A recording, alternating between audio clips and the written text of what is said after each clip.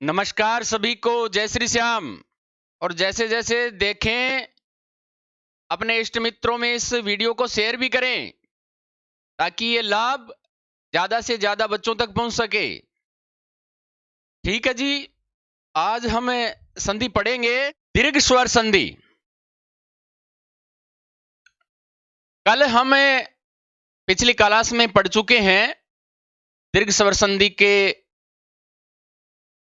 कुछ भेद, कुछ पार्ट। आज हम दीर्घ स्वर संधि का अगला पार्ट है वो पढ़ रहे हैं। इससे पहले हम पढ़ चुके हैं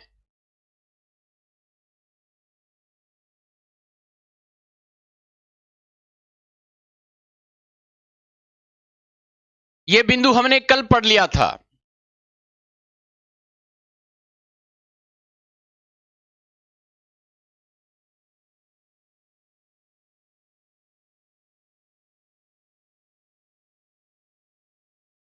ये दोनों बातें हमने कल चर्चा कर ली थी। आज हम जो बात चर्चा कर रहे हैं वो है अगले नियम की। छोटे ऊ बड़े ऊ के साथ छोटा ऊ या बड़ा ऊ आ जाए तो अपना दीर्घ रूप ही बना लेता है। कैसा रूप बना लेता है? दीर्घ रूप बना लेता है। सभी को गुड मॉर्निंग। और चार कंडीशन इसकी बैठती है। ऊ के साथ ऊ आ जाए, बड़ा ऊ आ जाए, या फिर बड़े ऊ के साथ छोटा ऊ आ जाए। बड़े ऊ के साथ चाहे बड़ा ऊ आ जाए, चारों स्थितियों में दीर्घ रूप ही इसका बनने वाला है। कैसा रूप बनने वाला है? दीर्घ रूप इसका बनने वाला है। बताइए, समझ में आ रही है बात?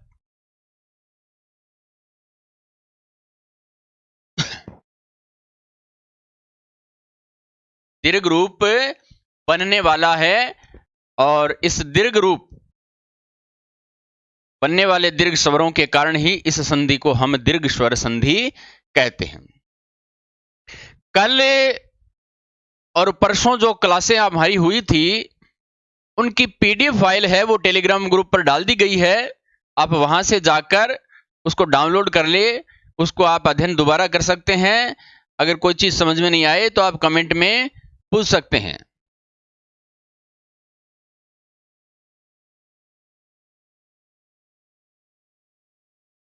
छोटे ऊ के साथ छोटा ऊ, छोटे ऊ के साथ बड़ा ऊ।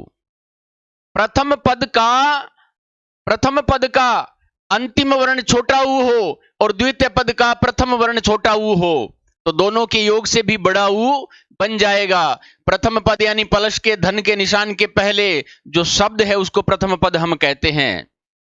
प्रथम पद का अंतिम वर्ण यदि छोटा ऊ है और बाद में आने वाला जिसको हम उत्तर पद भी कहते हैं, क्या कहते हैं? उत्तर पद भी कह सकते हैं, उसको द्वितीय पद भी कह सकते हैं, या उसको पर पद भी कह सकते हैं। छोटे ऊ के साथ बड़ा ऊ आ जाए, चाहे कंडीशन उल्टी कर दीजिए, बड़े ऊ के साथ छोटा ऊ आ जाए या फिर बड़े ऊ के साथ बड़ा ऊ आ जाए, चारों ही स्थितियों में बड़े ऊ का ही निर्माण होना है, दीर्घ रूप का ही निर्माण होना है। शिखा गुप्ता, भानुदे, बिल्कुल सही है जी भानुदे आपका। इसका थोड़ा सा हम विश्लेषण देखते हैं। भानुदे का शब्द क्या दे रखा है? भानुदे। अब दीर्घ रूप जहां बन रहा है वहीं से इसको विच्छेदित करना है, जहां से दीर्घ दिखाई दे रहा है हमें। लेकिन दीर्घ की कंडीशन क्या है? चार कंडीशन बनती है कि दीर्घ में प्लस के पहले ऊ छोटा भी हो सकता है और प्लस के पहले ऊ बड़ा भी हो सकता है, और यही स्थिति बाद में भी हो सकती है। तो यहां दो प्रकार के शब्द हम बनेंगे। भानु, ऊ की मात्रा छोटी भी हो सकती है और ऊ की मात्रा बड़ी भी हो सकती है, और प्लस के बाद उदय या उदय हो सकता है। चारों स्थितियां हो सकती हैं। लेकिन यहां क्या काम करेगा? यहां करेगा हमारा शब्द ज्ञान। हमारा शब्द ज्ञान कितना है, किस प्रकार का है, ये बात यहां पर ज्यादा काम करने वाली है। बताइए भानुद्य का अर्थ क्या होता है। पहले तो भानुद्य का अर्थ क्या होता है। भानुद्य का अर्थ होता है सूर्योदय, भानु का उदय होना। तो भानु धन उदय, यहां शब्द विच्छेद अगर इसको करेंगे, हम भानुदय शब्द को विच्छेदित करेंगे तो भानुधन उदय बनेगा। लेकिन अब हमें ध्यान में होना चाहिए कि भानु शब्द शुद्ध रूप से कैसे लिखा जाता है और उदय शब्द कैसे लिखा जाता है। उदय में तो ज्यादा दिक्कत नहीं आती, ये शुद्ध है। लगभग सभी को, हम सबको पता होगा कि उदय शब्द में ऊ छोटा आता है। भानु में ध्यान कीजिए, ऊ छोटा है या बड़ा आएगा, कैसा आएगा। तो प्रिय मित्रों ध्यान करिए, भानु में ऊ की मात्रा कैसी होती है, छोटी होती है। ध्यान रखिए कि सूर्य दूर है इसलिए हमें छोटा दिखता है। इस प्रकार से आप ट्रिक के माध्यम से याद रख सकते हैं कि सूर्य दूर है इसलिए छोटा दिखता है, भानु दूर है हमसे इसलिए हमें छोटा दिखता है। इसलिए इसमें मात्रा भी कैसी आएगी मित्रों, छोटी आएगी। तो भानु धन उदय, ये हो गया इसका संधि विच्छेद रूप। ये संधि विच्छेद रूप है। कैसा रूप है, संधि विच्छेद रूप है। ये इसका संधि विच्छेद रूप है। और इन दोनों को मिलाकर अगर भानुदय बना दे तो ये इसका संधि रूप है। कैसा रूप है प्रिय बंधुओं, ये संधि इसको बना दिया तो इससे हमें पता चला कि ये इसका संधि रूप है। और अलग अलग लिखेंगे भानु धन उदय तो ये इसका विच्छेदित रूप है। धौलपुर से प्रणाम सर जी, नमस्कार जी। नरेश जी नमस्कार, धौलपुर से बोल रहे हैं आप। अब ध्यान करें, इसमें मात्रा किसकी है। प्लस के पहले हमने चर्चा की कि प्लस के पहले धन का जो चिन्ह है इससे पहले ऊ आएगा और इसके बाद भी ऊ आने वाला है। तो इसमें मात्रा कैसी लगी है, छोटे ऊ की लगी है। अगर मात्रा अलग कर लेंगे तो वर्ण कैसा हो जाएगा, स्वर रहित हो जाएगा। तो स्वर रहित हो जाएगा। न हलंत हो गया, इधर बच गया भा और इधर ऊ। अलग अलग करके देख लेते हैं एक बार। दय, ये कंडीशन बनी है जो सर्वप्रथम हमें नजर आ रही है। ऊ के बाद ऊ आया है, छोटे ऊ के बाद छोटा ऊ आया है। और दोनों जब मिलते हैं एकाकार हो जाते हैं। अब ये और वह अलग अलग नहीं है, दोनों एकाकार हो गए हैं। राम राम जी प्रिंस, आप पहले भी पढ़े हुए हैं प्रिंस जी। कहां से पढ़े हैं आप पहले।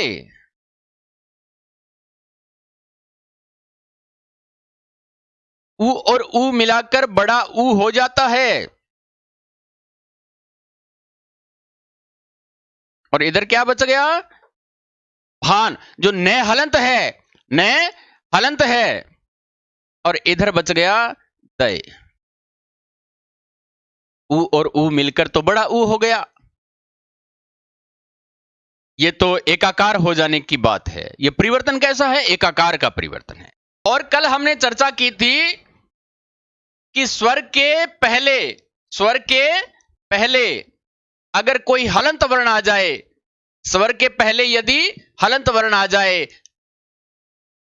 आप भोजन करके सोए और पड़ोसी भूखा सो जाए, यह धर्म नहीं कहता। मानव धर्म कहता है कि पड़ोसी भी भोजन करके सोए, चाहे उसके घर में अन्न है या नहीं। तो यह धर्म बड़ा ऊ यहां निभा रहा है। कैसे, अपनी मात्रा इसको दे देता है। इसे त्याग कहते हैं, समर्पित हो जाता है। और प्रेम में आपको पता है तेरा मेरा नहीं रह जाता, दोनों का प्रेम हुआ और एकाकार हो गए। एकाकार हो गए, प्रेम में समर्पण हो गया।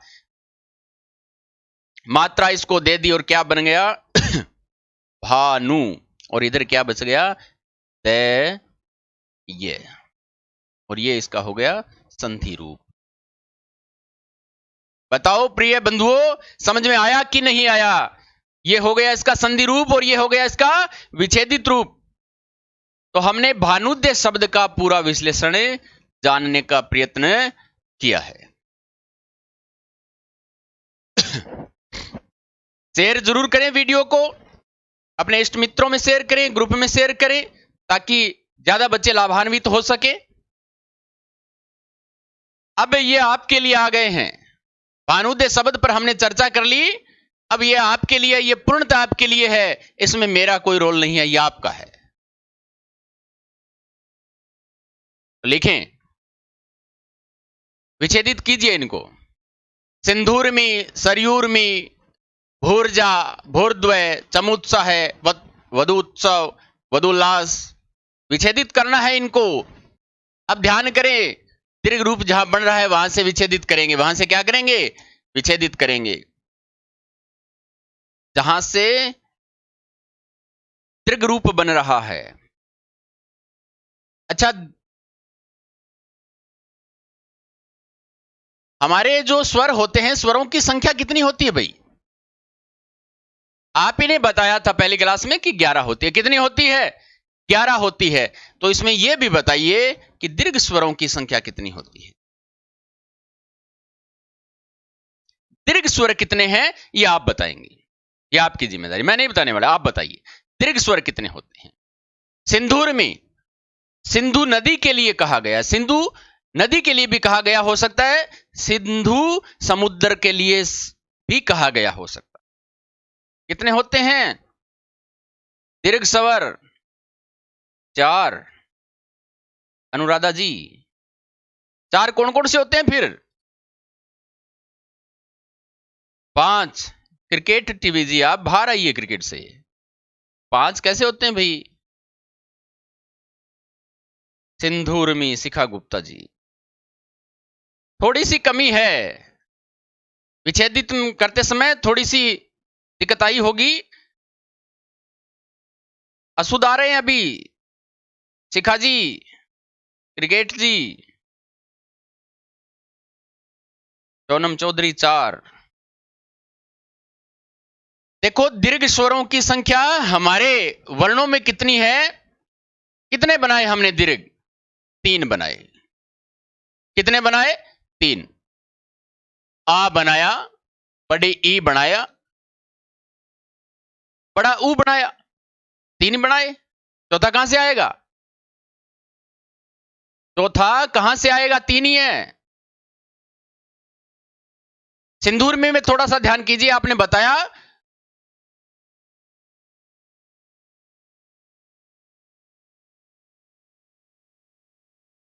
सिंधु, मात्रा कैसी है? मात्राओं का ध्यान करना है। आप, सिंधु का अर्थ समुद्र से है, महासागरों से है। आप इसको नदी भी मान सकते हैं, हमें याद रखना है। याद रखने के लिए एक बार आप, संधि स्वर 7 होते हैं, संधि स्वर 7 होते हैं।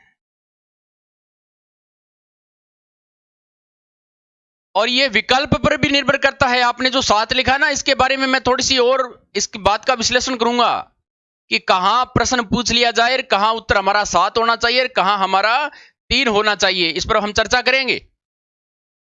सिंधु, आप मान लीजिए कि पाकिस्तान की तरफ नदी है, मात्रा इसलिए छोटी है कि वो पाकिस्तान की तरफ जाती है।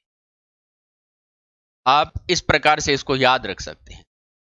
ऊर्मी, ऊर्मी का मतलब है लहर, समुद्र में उठने वाली लहरें,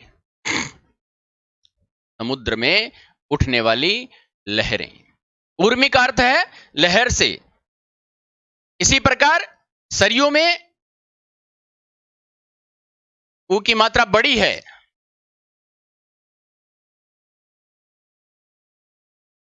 भू, पृथ्वी, पृथ्वी छोटी कि बड़ी? पृथ्वी बड़ी है तो फिर मात्रा छोटी कैसे आ जाएगी? और ऊर्जा भाई कम क्यों करें, इसमें भी बड़ी रखेंगे। ऊर्जा, पावर, पावर तो बड़ा होना चाहिए ना। भू, ऊर्ध्व, ऊर्ध्व का मतलब ऊपर उठा हुआ, पृथ्वी का भाग। चमू उत्साह है, चमू का मतलब सेना से है। ध्यान रखना, सेना का पर्यायवाची है चमू।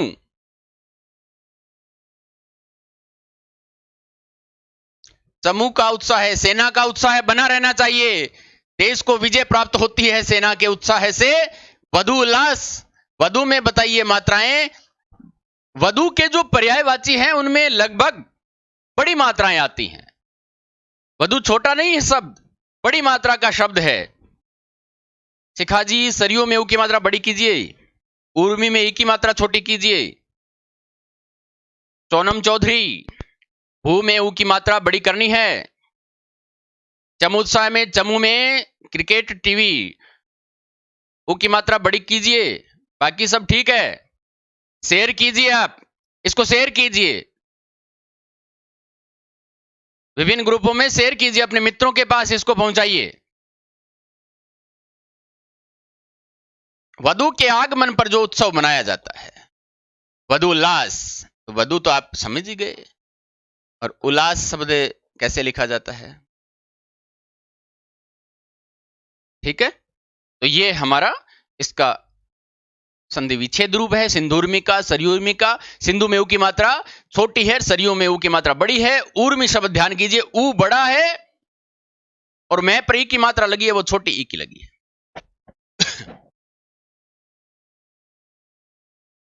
भू पृथ्वी बड़ी मात्रा, ऊर्ध्व में ऊ बड़ा, चमुत्साह में, चमू में ऊ की मात्रा बड़ी, वधु में ऊ बड़ा, उल्लास में ऊ छोटा। ध्यान कीजिए, उल्लास में उत्त प्रत्यय से बना है, तो उत्त प्रत्यय आपको कल ही बताया था। प्रत्यय में मात्रा कैसी होती है? प्रत्यय में मात्राएं, सॉरी उपसर्ग, मात्राएं कैसी हैं? छोटी होती है।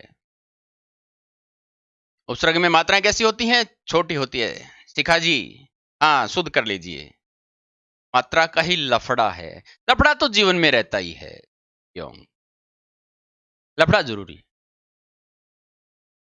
लेकिन लफड़े को आप शांति से सुलझाएं, उसमें विरोधाभास पैदा न होने दें। उसको शांति से आप धैर्य से आप उसको समझाइए। मैं कोशिश करता हूं कि शब्द शुद्धि के लिए आपको सामान्य ट्रिक भी बताता रहूं। जैसे मैंने आपको बताया कि सिंधु शब्द, सिंधु का अर्थ समुद्र से है, लेकिन आप इसको पाकिस्तान की तरफ जाने वाली नदी मान सकते हैं, इसलिए आप सोच लीजिए कि पाकिस्तान की तरफ जाती है, इसलिए मात्रा छोटी है। सरयू भगवान राम के जीवन से जुड़ी हुई नदी रही है, इसलिए हम मान सकते हैं कि मात्रा इसमें बड़ी है। हम मान सकते हैं कि भू, भू ऊर्जा में, और ऊर्मी शब्द का मतलब लहर से है। लहरें बहुत बड़ी बड़ी ऊंची ऊंची लहरें होती हैं, इसलिए ऊ बड़ा है, ऐसा मान लीजिए। और पृथ्वी भी कोई छोटी नहीं है, बहुत बड़ी है, इसलिए भू, ऊ की मात्रा बड़ी है। और ऊर्जा यानी पावर, ये छोटा क्यों फिर? इसमें भी ऊ बड़ा होना चाहिए। ऊर्ध्व का मतलब ही ऊपर उठा है, ऊपर यानी बड़प्पन की ओर बढ़ा, तो इसमें भी आप ऊ बड़ा करेंगे। और उत्साह में उत उपसर्ग लगा है, और उपसर्ग में छोटे वर्ण होते हैं, मात्राएं भी छोटी होती हैं, स्वर भी छोटे हैं। चमू यानी सेना, सेना बड़ी होनी चाहिए, इसलिए ऊ की मात्रा भी इसमें क्या है? बड़ी है। वधु, अरे भैया, महिलाओं को सम्मान देते हुए वधु में ऊ की मात्रा कैसी है? तो बड़ी है। चलो आगे चलते हैं। ये इसका विच्छेदित रूप दे रखा है, इसका हमें संधि रूप बनाना है। आप बनाइए, मैं कुछ शब्दों के बनाता हूं। लघु धन उत्तर, लघु मतलब छोटा, ऊ और ऊ मिलकर क्या हो गया? बड़ा हो गया, तो बड़ा लगा दीजिए, बाकी कुछ चेंज करना ही नहीं है, सीधी सी बात है। इसको काटे और ऊ की मात्रा बड़ी कर दे। ध्यान करें, प्लस के बाद वाले ऊ को काटे और इसकी मात्रा बड़ी कर दे, शब्द बन गया लघु उत्तर। इसको काटे, ये पहले से बड़ा है, और चमूर्जा शब्द क्या बन गया? चमूर्जा।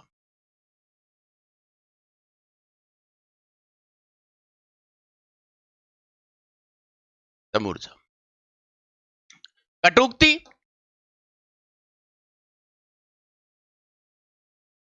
कटु, कड़वी बात कहना। उक्ति का मतलब बात, बात छोटी हो, और कटु भी कम कटु हो, इसलिए मात्रा छोटी है, ज्यादा कड़वापन नहीं होना चाहिए।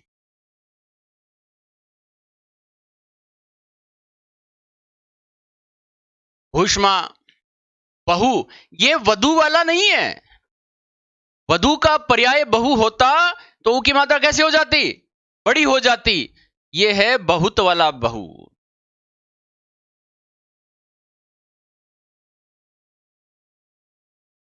बहुउद्देशीय, ऐसी योजनाएं जो एक से अधिक प्रयोजन को सिद्ध करती हैं, बहुउद्देशीय योजनाएं शब्द शुद्धि के लिए बड़ा काम आते हैं। ये शब्द शुद्धि में बड़े काम आते हैं। उष्मा शब्द शुद्धि में काम आता है, चमू शब्द भी काम आ जाता है, सेना का पर्याय है। और अनुदित शब्द आता है, शब्द शुद्धि में काम आता है अनुदित। हम बोल देते हैं अनुवादित, अनुवादित कोई शब्द नहीं है। मंजूषा,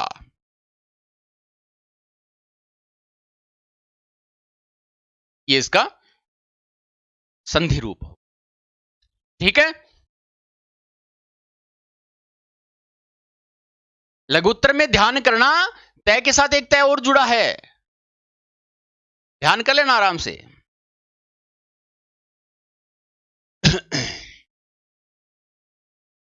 गुण स्वर संधि।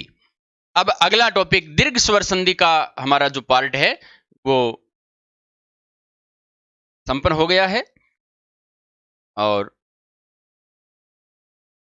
अब गुण स्वर संधि को हमें प्रक्रिया को आगे बढ़ाते हैं। दीर्घ में हमने क्या पढ़ा? दीर्घ में पढ़ा ए आ ई उ के साथ सजातीय स्वर आने से उनका दीर्घ रूप बना। सजातीय स्वर, एक जैसे आकृति वाले स्वर आने के कारण दीर्घ रूप बना, और इसलिए हमने दीर्घ स्वर संधि उनको कहा। एक इसमें लघु स्वरों में या मूल स्वरों में री और रह गया है। हालांकि री हमारे स्वरों में है, लेकिन जो री के साथ री के योग से बड़ी री बनती है ना, बड़ी री हमारे पाठ्यक्रम में नहीं होती, वो संस्कृत में होती, इसलिए वो शब्द हमारे लिए काम के नहीं होते। लेकिन थोड़ी सी हम एक बार अभी चर्चा कर ही लेते हैं। जैसे री के साथ री का योग हो तो बड़ी री बन जाती है। जैसे शब्द आप देखिए मातृ-ऋण, माता का ऋण, छोटी री और छोटी री मिलकर बड़ी री बनेंगे, तो शब्द कैसे लिखा जाएगा? मातृ। ये थोड़ा सा ध्यान कर लेना। इस प्रकार जैसे पितृ ऋण हो जाएगा, होत्र ऋकार हो जाएगा, नप्त्र ऋजुता हो जाएगा, इस प्रकार के कुछ ये शब्द हो जाते हैं। चमू आएगा ना कि चमू, चमू मतलब सेना। हाँ, बात बिल्कुल आपकी सही है, चमू आएगा, लेकिन चमू में ऊ की मात्रा बड़ी आएगी, थोड़ा सा ध्यान करें आंसू जी। गुण स्वर संधि।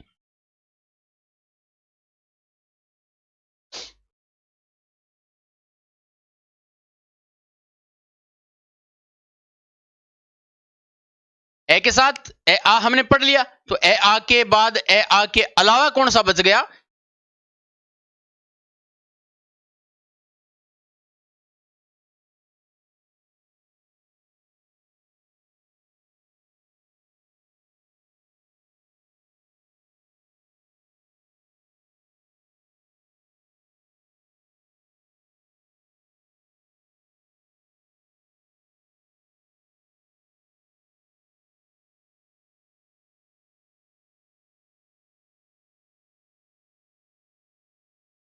ए आ के बाद ई या ई आने से ए बनेगा, और उ आ जाए तो ओ बनेगा, और री आ जाए तो अर बनेगा। अर में रह कैसा होगा मित्रों? हलंत होगा, स्वर रहित होगा। यह बात विशेष रूप से हमें ध्यान रखनी है।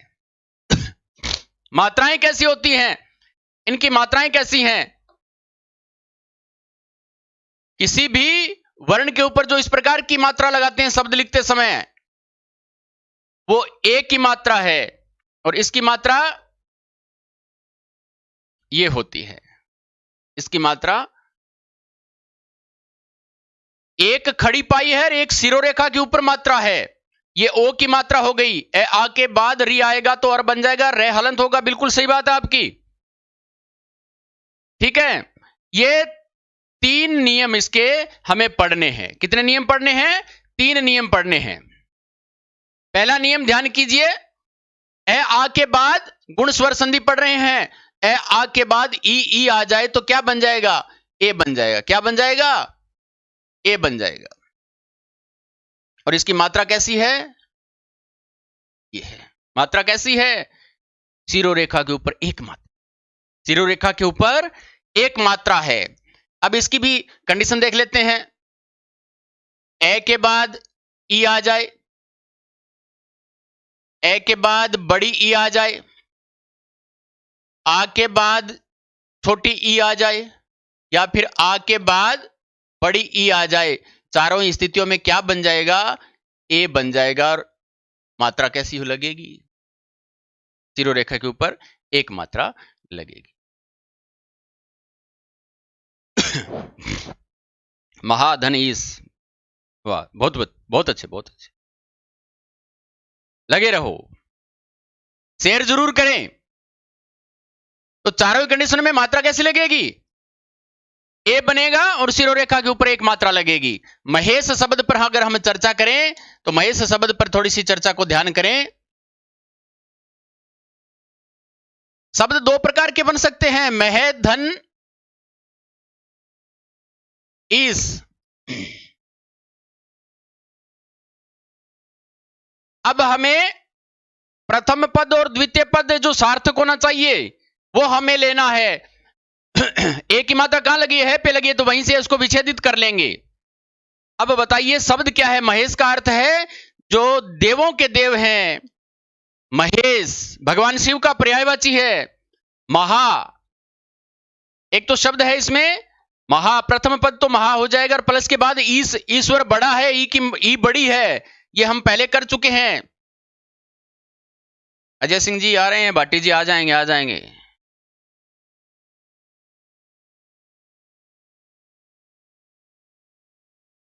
महा ईश, महा ईश, ई बड़ी है, इसमें आ की मात्रा लगी है।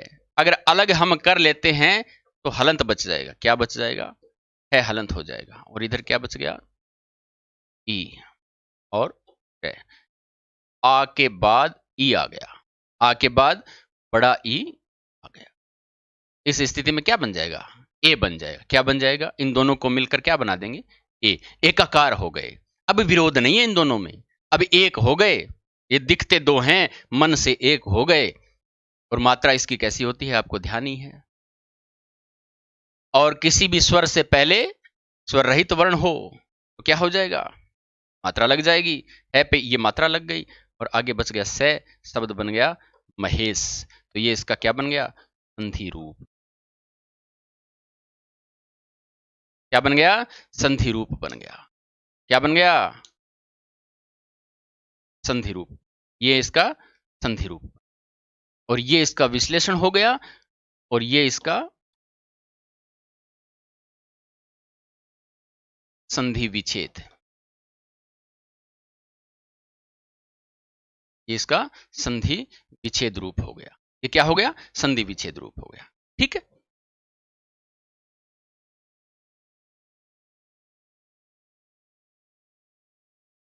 अब महेश शब्द पर हमने चर्चा की। अब आपके लिए है, आपको समर्पित है। बनाइए आप शब्दों को, विच्छेदित कीजिए। सुरेश का क्या हो जाएगा? सुरेश का विच्छेदित रूप क्या होगा भाई? बताइए। सूर्या सुरा, सूर्या सुरा क्या करेंगे? इंद्र का पर्याय है। ईस में ई बड़ी आती है। सुर मतलब देवता, ईस मतलब स्वामी, देवताओं के स्वामी हैं, वो इंद्र हैं। देवेंद्र एक ही बात है, सुर की जगह देव लिख दो। इंद्र में ध्यान करना है, ई छोटी है, ईश्वर बड़ा है। इंद्र का मतलब राजा है, राजा छोटा है ईश्वर से। ये बात आप ध्यान कर लेना। ई छोटी आएगी, इंद्र में ई छोटी है, ईस में ई बड़ी है, ईश्वर बड़ा है, ई बड़ी आएगी। इंद्र राजा का पर्याय भी होता है, इसलिए ईश्वर से छोटा है। ध्यान कीजिए। अमरेश्वरी,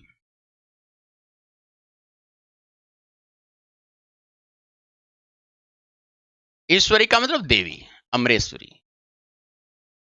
साहित्य से अलग है जो साहित्यतर, जो साहित्य से अलग दिखता है, जो मानव सभ्यता से अलग दिखता है, वो मानवेतर है। कोई दिक्कत नहीं है, बड़े सरल हैं। जहां मात्राएं लगी हैं ए की मात्रा लगी है, ए की मात्रा लगी है, जिसकी मात्रा ये होती है, ये मात्रा जहां लगी है वहां से इसको विच्छेदित कर लेंगे। गुणाकेश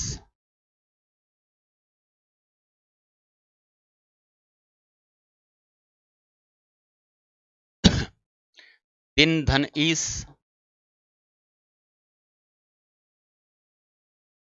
गुणाकेश अर्जुन को भी कहते हैं और भगवान कृष्ण को भी कहते हैं। राकेश, राका,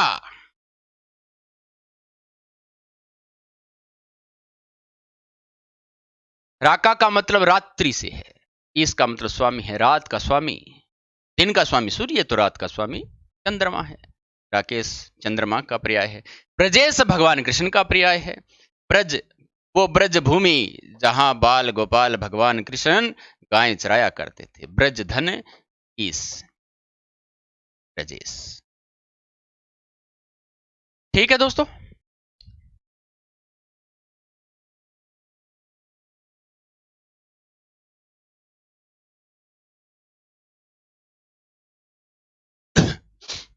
नरेश, अब ई लगी है, ई को काट कर ए की मात्रा लगा दीजिए। इसकी मात्रा लगा देनी है। गुणाकेश का अर्थ है नींद का स्वामी, जिसने काल पर विजय प्राप्त कर ली हो, जिसने समय पर समय को जीत लिया। नरेश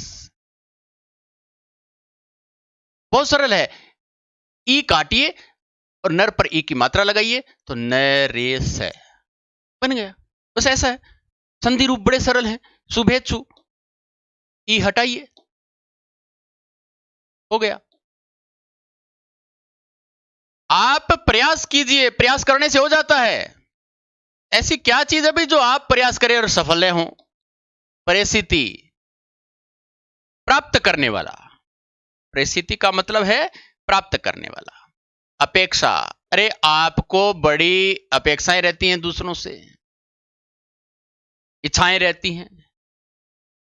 घरवाल, आप पर बड़ी जिम्मेदारियां हैं, हम सब पर बड़ी जिम्मेदारियां होती हैं, मैं भी साथी हूं आपके। हम सब पर बड़ी जिम्मेदारियां होती, सभी पर, दुनिया में सभी पर जिम्मेदारियां हैं, लेकिन विद्यार्थी पर ज्यादा हो जाती है थोड़ी सी। आपसे कितने लोग अपेक्षाएं रखते हैं? घर वाले अपेक्षाएं रखते हैं, आपके मित्र बंधु आपसे अपेक्षाएं रखते हैं, आपके चाहने वाले इष्ट मित्र आपसे अपेक्षाएं रखते हैं। आपसे अपेक्षाएं हर कोई रखता है, आप एक हैं, जिम्मेदारियां ज्यादा हैं। आप की सफलताएं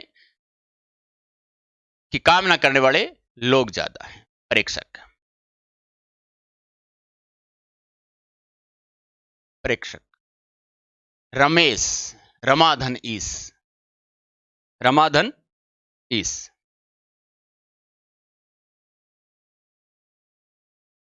रमाधन ईस, स्वेच्छा, अपनी इच्छा से। मिथिलेश,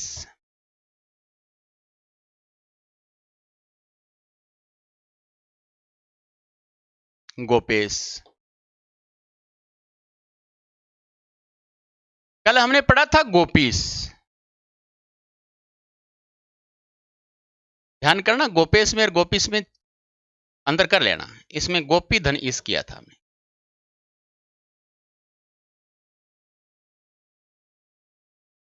यहां गोप धन ईस है। ऋषिकेश,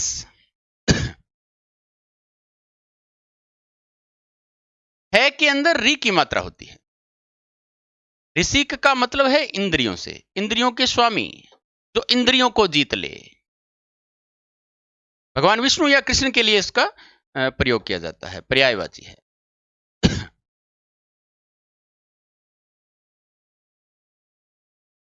अंत्येष्टि, अंत्य का मतलब है अंतिम का, इष्टि का मतलब है यज्ञ। जो मानव का अंतिम यज्ञ है उसको अंत्येष्टि कहते हैं। दाह संस्कार की जो प्रक्रिया होती है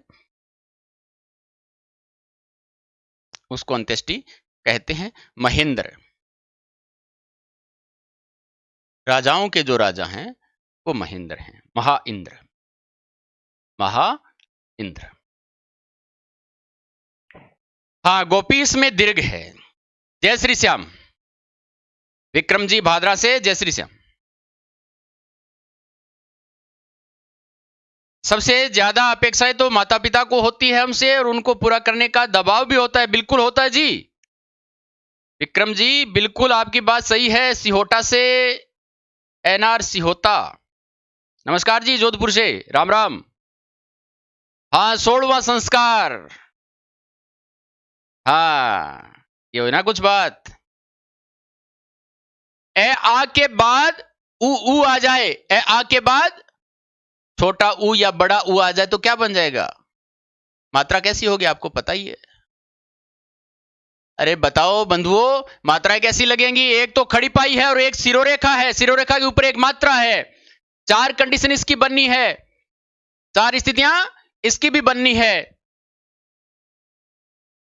ए के बाद ऊ आ जाए, ए के बाद बड़ा ऊ आ जाए, आ के बाद छोटा ऊ आ जाए, या फिर आ के बाद बड़ा ऊ आ जाए। चारों स्थितियों में क्या बनने वाला है? ओ बनने वाला है, जिसकी मात्रा क्या रहने वाली है दोस्तों? एक खड़ी पाई और सिरोरेखा के ऊपर एक मात्रा रहने वाली है। 29 से नमस्कार, नमस्कार जी कुलदीप जी। 29 कहां पड़ता है ये 29? जय श्री राधे कृष्णा दिनेश जी। पत्नी का जवाब दबाव झेलना पड़ता मुश्किल है, वाह वाह वाह वाह। पत्नी पीड़ा, हे पीड़ित पुरुष, ये पीड़ा नहीं है बेटा। थोड़ा सा ध्यान करेंगे तो ये पीड़ा नहीं है, जीवन का वो सुख है जो संसार के लिए, हमारे देश के लिए जरूरी है। पीड़ा झेल लीजिए, कोई दिक्कत नहीं है। मुझको ऐसी पत्नी देना भोले भंडारी, पति सेवा की लगी हो जिसको बीमारी।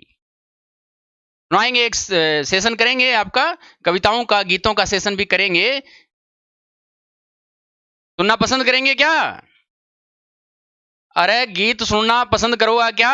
अनमैरिड हो और फिर भी पत्नी से परेशान हो, वाह क्या बात। अरे यार ये सुख मिलता कहां है रे? हमें भी बता दो। सर कंगाली से राम राम। कंगाली मतलब? कंगाली में आटा गीला? कंगाली कहां पड़ता है ये? अरे बताओ मित्रों, कंगाली कहां पड़ता है? 29 कहां पड़ता है? पता तो चले कि भारत सरकार की योजनाएं कहां कहां पहुंच रही हैं। भाटी सर की योजनाएं कहां कहां पहुंची है? बगरू, बिल्कुल बिल्कुल 29 बगरू जयपुर में है। अरे पंजाब में क्या है भाई? पंजाब तक पहुंच गए, हिंदी कहां आती है पंजाब में? राजस्थान में करोगे क्या वीडियो की तैयारी? महोदय अब ध्यान कीजिए, महाधन उदय, दोनों शब्द से आप परिचित हैं, प्रथम पद से और द्वितीय पद से, दोनों से आप परिचित हैं, दोनों से परिचित हैं, इसलिए अलग अलग लिखने की आवश्यकता नहीं है। महोदय कर शब्द आते ही आप उसका विच्छेदित रूप लिख देंगे, महाधन उदय। क्या लिख देंगे? महाधन उदय। कंगाली कहां पड़ता है बताना। इसमें आ है, आ अलग करेंगे तो है हलंत बच जाएगा, और इधर क्या बच गया? ऊ और दय। आ और ऊ, आ और ऊ कहां मिला है? यहां मिला। तीसरा देखिए, ओ बन जाएगा इन दोनों का। अब प्रेम हो गया भाई, दोनों में प्रेम हो जाता तो ऐसे ही होता है, न तेरा न मेरा, दोनों का है, मिलकर एकाकार हो गए। और ऊंटी तमिलनाडु नीलगिरी की पहाड़ियां, हिल स्टेशन। अरे वहां क्या कर रहा भाई? तमिलनाडु में क्या कर रहा है तू? पंजाब में कंगाली, राजस्थान से हूं। आर्मी में हो क्या? होटा जी भारत सरकार की सेवा में लगे हो क्या? पंजाब में हैं कंगाली, राजस्थान से हूं लेकिन घूमने आए हैं। बहुत अच्छे से घूमिए, घूमने के लिए कोई जिंदगी दोबारा थोड़ी मिलेगी, यही है, आनंद लीजिए जिंदगी का। दोनों मिलकर एक हो गए। पता नहीं कि इश्क कहां मिले। आरटीओ ऑफिस जोधपुर से हैं आप, एनआरजी। ठीक है जी, ठीक है, ठीक है। अब आपकी जिम्मेदारी है कि पड़ोसी भूखा न रहे, तो वो भी जिम्मेदारी निभाता है कि मेरा पड़ोसी बिना मात्रा के न रह जाए, तो ये मात्रा दे देता है, त्याग देता है, समर्पित हो जाता है। प्रेम में समर्पण है कि उसने मुझसे प्रेम कितना किया, पूछता क्या है, तूने जितना किया उतना उसने किया होगा। तो पूछने वाली बात कहां है? प्यार जताने की बात नहीं है। ये हो गया इसका विच्छेदित रूप। ये क्या हो गया इसका? विच्छेदित रूप हो गया। आ जाओ लाली में, आ जाओ लाली। ये इसका क्या हो गया? विच्छेदित रूप, संधि विच्छेद हो गया। और ये इसका विश्लेषण हो गया।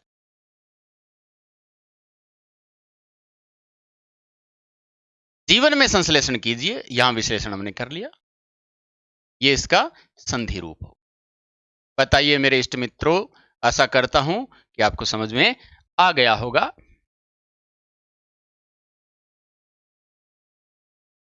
मजो आगो आज तो कुलदीप योगी, पहली बार हिंदी समझ में आई छे। अरे छह कहाँ लगाते हैं? डूंगरपुर से है क्या? गुजराती तो लगाते हैं? सोनम चौधरी, जम्मू कश्मीर, और पिताजी की वहां पर ड्यूटी है। बहुत अच्छा लगा कि हमारी सेवाएं हैं वो भारत सरकार की रक्षार्थ, जिनकी बदौलत हमारी कक्षाएं संपन्न होती हैं सुखी से, आनंद से।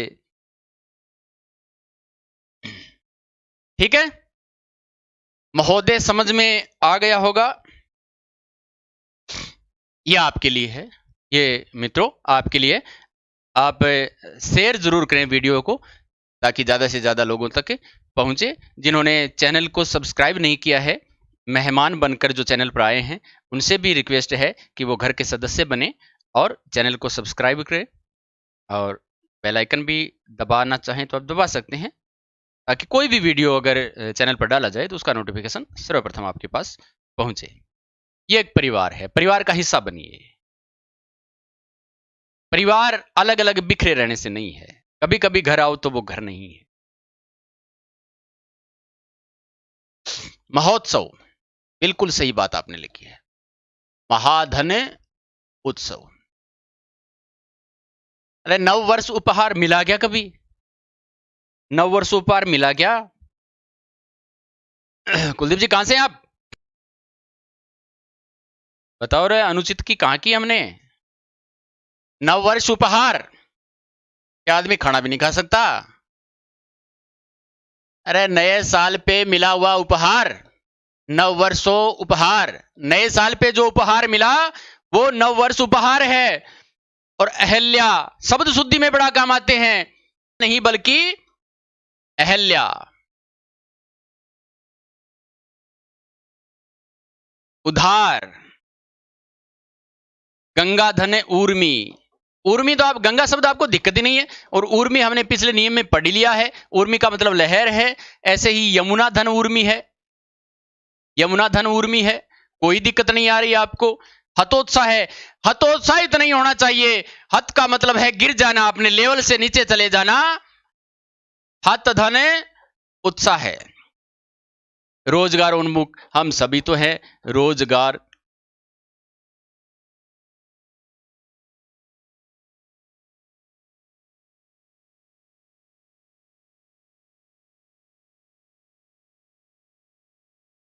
उन्मुख, उन्मुख उसी की तरफ, रोजगार की तरफ मुख करके। सौधारण, अब वाक्य शुद्धि में भी कई बार काम आ जाता है। सौधारण लिखा है ना, तो फिर सौधारण सहित नहीं लिखेंगे, आगे सहित नहीं लिखेंगे, क्योंकि पहले से आ गया, से आ गया। नेगेटिव कमेंट ना करे भाई। असु जी आप पढ़ने आए हैं, आप पढ़िए।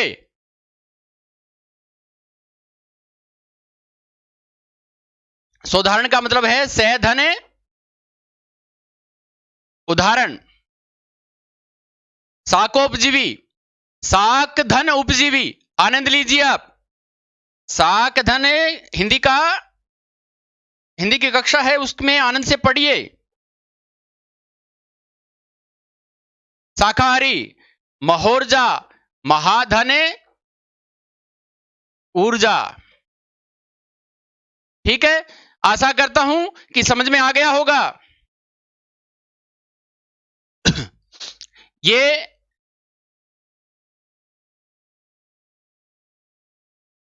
ए आ के बाद ऊ आ जाए, ओ बनता है। और मात्रा कैसी होती है दोस्तों? एक खड़ी पाई और शिरोरेखा के ऊपर एक मात्रा। दरप उक्ति, इस ऊ को हटाकर ये मात्रा लगा देनी है, दर्पोक्ति। हो गया, करने से हो जाता है, आप कर नहीं रहे हैं, करिए, कोशिश करिए। दर्पोक्ति का मतलब है अहंकार में कही गई बात। प्राप्तोदक, उदक का मतलब जल से है, जल को प्राप्त।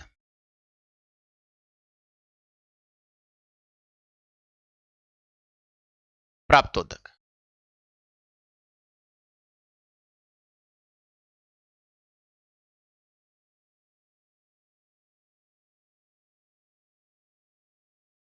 नवोढ़ा,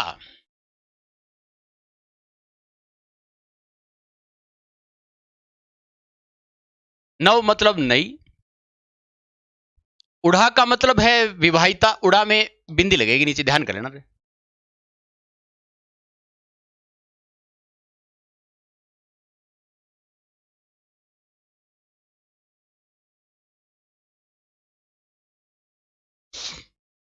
नवोढ़ा का मतलब है नवविवाहिता, नई बीननी।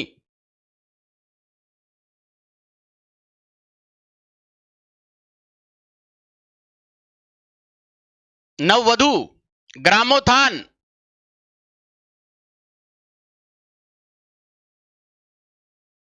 सहोदर, मिले न जग में सहोदर भ्राता। सहोदर, उदर मतलब पेट, उदर, एक ही उदर से जन्म लेने वाले सहोदर।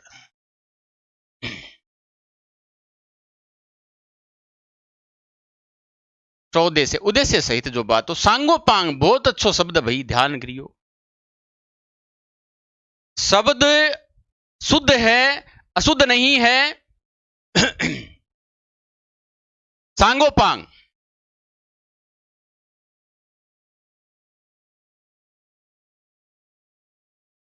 परीक्षा में आ जाए तो बड़ा काम का है। सांगोपांग, सांग शब्द बना है सह धन अंग से, यानी अंगों के सहित, और उपांग बना है उप अंग,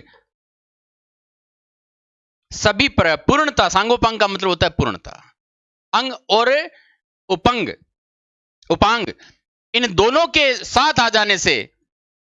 और अतिशयोक्ति पर भी ध्यान करने भाई। शब्द शुद्धि में बहुत बार पूछा जाता है कि से अध आएगा कि पूरा आएगा, ये बात थोड़ी सी ध्यान करने वाली है। शब्द शुद्धि में आप इन शब्दों को पढ़ेंगे तो शब्द शुद्धि आपको अलग से नहीं पढ़नी पड़ेगी, आपका बहुत सारा मैटर यहीं कवर हो जाएगा। समास और संधि की प्रक्रिया में जो शब्द हम पढ़ेंगे वो शब्द शुद्धि में बहुत काम आएंगे।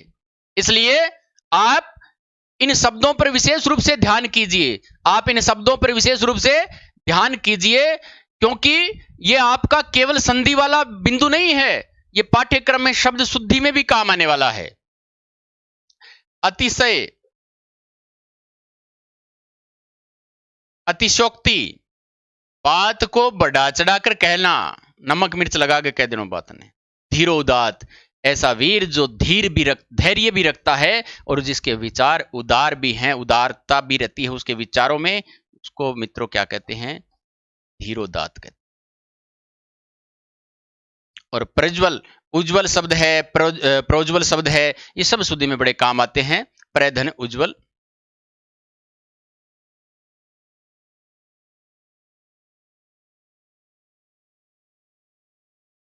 प्रज्वल, प्रधन उज्जवल, प्रोज्वल। उज्जवल शब्द है, ध्यान करें,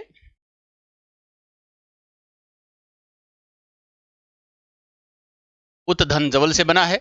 तो दोनों शब्द उज्जवल में आधे हैं, वर्ण जय है। वो क्यों? क्योंकि यहां जय आधा है ही पहले से ही, और तय पहले से आधा है, तो इसका भी जय बन जाएगा। तो इसके बाद अगर यहां स्वर होता तो इसमें मात्रा लग जाती, लेकिन बाद में तो व्यंजन है, जय है, इसलिए उज्ज्वल में दोनों जयादे हैं, स्वर रहित हैं, थोड़ा सा ध्यान कर लेना, ठीक है। जो धैर्य को धारण करे, धीरोदात,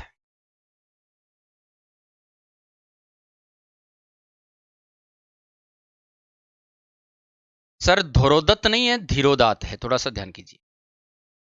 ए या आ के बाद, ए के बाद री आ जाए या आ के बाद री आ जाए, दोनों स्थितियों में क्या बनेगा, अर बनेगा, और रे कैसा होगा, हलंत होगा। कैसा होगा, हलंत होगा।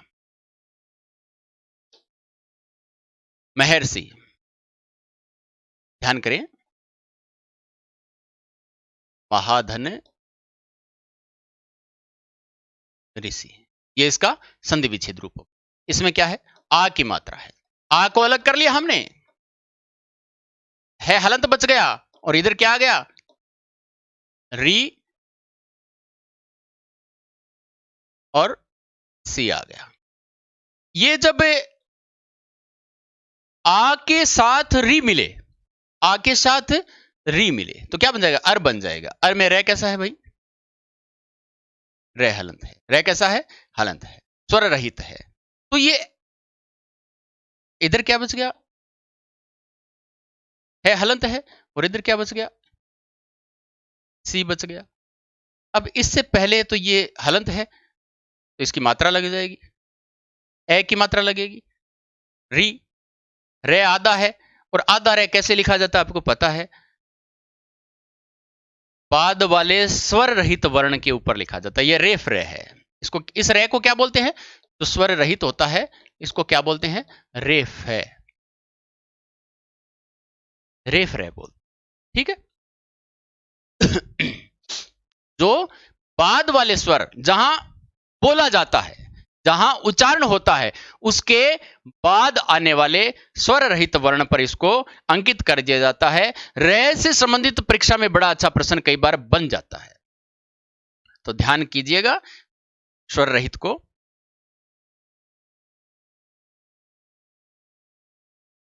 ठीक है जी। अब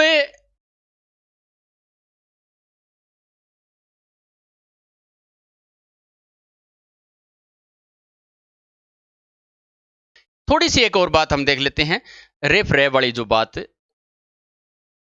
कर रहे थे, इसको ऐसे लिखते हैं,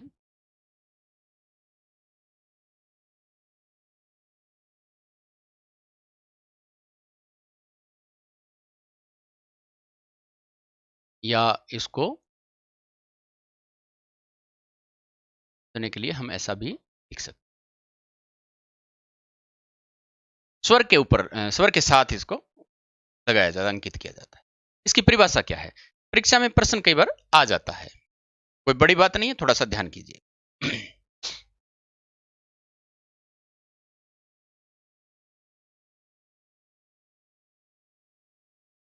रेफ रे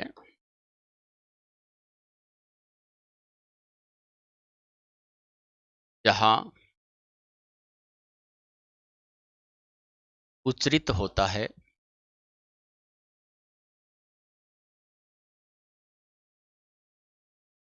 उसके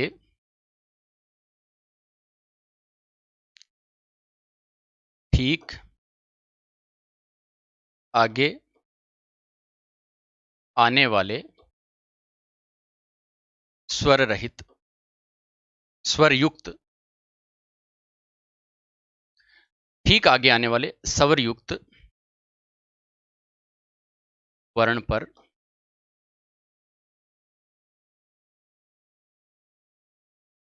अंकित किया जाता है। ध्यान करें, रेफ रे जहां उच्चरित होता है उसके ठीक बाद में आने वाले स्वर युक्त वर्ण पर इसको अंकित किया जाता है।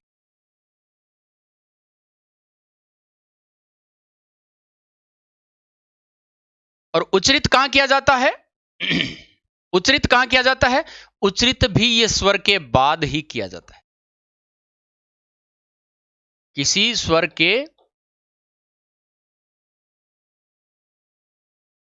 बाद ही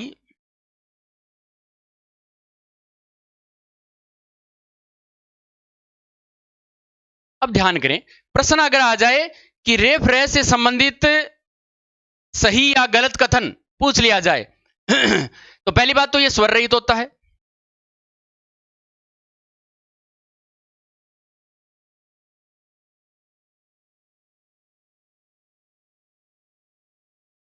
स्वयं है वो स्वर रहित होता है। तो 3 विकल्प इसमें बन गए, चौथा आपका उत्तर हो जाएगा। असत्य कथन पूछ ले कि रेप से संबंधित सही कथन नहीं है, असत्य कथन पूछ ले तो रेप रे पहली बात तो क्या है, स्वर रहित होता है। दूसरी बात, यह किसी स्वर के बाद बोला जाता है, यह बात भी सही है। तीसरी बात, यह जहां उच्चरित होता है उसके ठीक आगे आने वाले स्वर युक्त वर्ण पर इसको अंकित किया जाता है। यानी अंकित भी कहां होगा, लिखा भी कहां जाएगा, स्वर युक्त किसी वर्ण पर ही लिखा जाएगा। और खुद में स्वर है नहीं तो इसके पहले स्वर और इसके बाद में भी स्वर, तो दोनों तरफ स्वरों से घिरा हुआ है, इधर खाई इधर, दोनों तरफ से घिरा हुआ है। सप्तऋषि करना तो वैसे कुछ नहीं है, जैसे सप्तऋषि है इसको काटकर या ये लगा दी, सप्तऋषि हो जाएगा, ज्यादा इसमें कोई दिक्कत वाली बात नहीं है। सप्तऋषि। इसी प्रकार कण्व ऋषि, इसी प्रकार देवर्षि। ठीक है, ये इसका विच्छेदित रूप पढ़े हमने, सॉरी संधि रूप पढ़े, अभी हम इसको विच्छेदित करें। सितर्तु बहुत अच्छा शब्द है, शब्द शुद्धि में भी काम आता है, ध्यान करिए। वशिष्ठ ऋषि शब्द शुद्धि में पूछ लिया जाता है। शीत धन ऋतु, शीत ऋतु को ही सितर्तु, अलग अलग लिखेंगे तो ऐसे लिख लेंगे, कोई दिक्कत नहीं है। शीत ऋतु प्लस का निशान हटाकर शीत ऋतु ऐसे लिख लेते हैं, कोई दिक्कत नहीं है। लेकिन जब संधि रूप में अगर इसको लिखा जाएगा तो इसको इस रूप में लिखा जाएगा। क्यों? क्योंकि इसमें क्या था, ए है, इसमें क्या है, ए है, इससे ए अगर निकाल लें और आगे क्या बच गया, री बच गया, और दोनों को मिला दें तो क्या बन जाएगा, अर बन जाएगा। और इधर तय हलंत हो गया ए अलग करते ही, और इधर टू बच गया। ठीक है, अब इस ए की मात्रा इसमें लग जाएगी तो ये शीत पूरा हो जाएगा, और रे बच गया फिर, और इधर क्या बच गया, टू बच गया। अब रेफ रे की परिभाषा क्या है, इसमें खुद में स्वर नहीं होता, ये स्वर के बाद बोला जाता है, तो तय में स्वर है तो स्वर के बाद बोला गया। अंकित कहां होगा, ठीक बाद में आने वाले स्वर युक्त वर्ण पर इसको अंकित किया जाएगा। तो ठीक बाद में तू आ रहा है जिसमें ऊ की मात्रा है, तो इस पर इसको हम अंकित कर दें। तय वर्ण है जिसमें ऊ की मात्रा है, तो ये शब्द क्या बन जाएगा,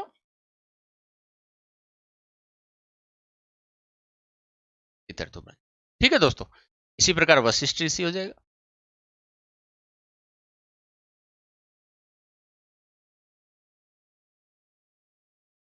कल वाली पीछे की जो क्लासें हैं हिंदी की, उनकी पीडीएफ फाइल है वो टेलीग्राम चैनल पर डाल दी गई है, वहां से। आज हिंदी की एक कक्षा शाम को भी है, ताकि हमारा पाठ्यक्रम जल्द से जल्द संपन्न हो सके, निरंतर हम पढ़ाई में जुड़े रह सके। और अगली कक्षा हमारी शाम को 7 बजे होगी, और थोड़ा बहुत आगे पीछे है तो अभी शेड्यूल डाल दिया जाएगा चैनल पर, तो आप वहां से भी कंफर्म इसको कर लीजिएगा। और संधि के बाद में हम एक टेस्ट भी करेंगे, तो टेस्ट के लिए ज़्यादा से ज़्यादा लोग जुड़े, इसके लिए इसको शेयर कीजिएगा आप। ठीक है, तो धन्यवाद। वक्त बदलता है फिर बदलेगा और सारा जहां अपना होगा। इन्हीं शब्दों के साथ शुभकामनाएं।